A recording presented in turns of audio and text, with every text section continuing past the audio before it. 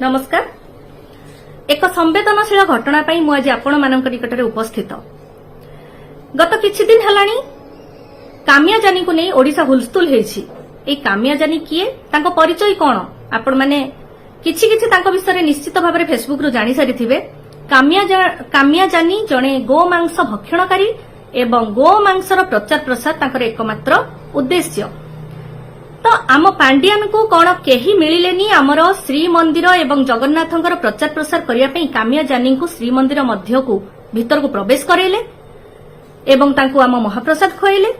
आपण माने कुहंतु आम जगन्नाथ महाप्रभु हेउछंती विश्व वंदित, आम रथयात्रा हेउछि विश्व प्रसिद्ध। तो जगन्नाथ महाप्रभुंकर प्रमोशन पाई केही गोमांस भक्षणकारी महिलांकर आवश्यकता अछि कि? जदि पांड्यानकर सेमिति कौनसी उद्देश्य थिला तो से को साधु संतों द्वारा भी जगन्नाथ संस्कृतिर प्रचार प्रसार करि पारथांते। केउथि पाई से कामिया जानी को आनिले एवं आम जगन्नाथ संस्कृति रे कलंक बोलिले।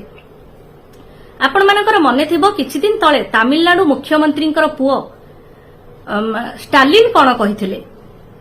स्टालिन कहिथिले जे सनातन संस्कृति को केवल विरोध कले हेबोनी, एहार संपूर्ण भाव में नाश करने उचित, कारण सनातन संस्कृति हेउछि डेंगू मलेरिया सदृश।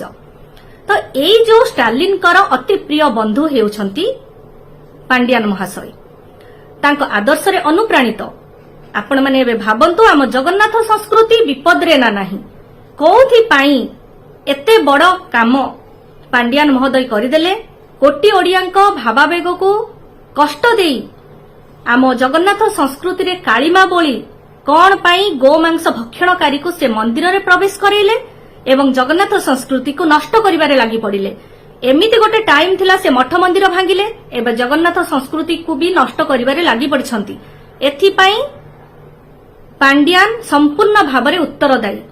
तो आपण ए काम काहेकि कले? पांड्यान महोदय आमको उत्तर देबाको अनुरोध। एतिकिरे रहिली। जय जगन्नाथ।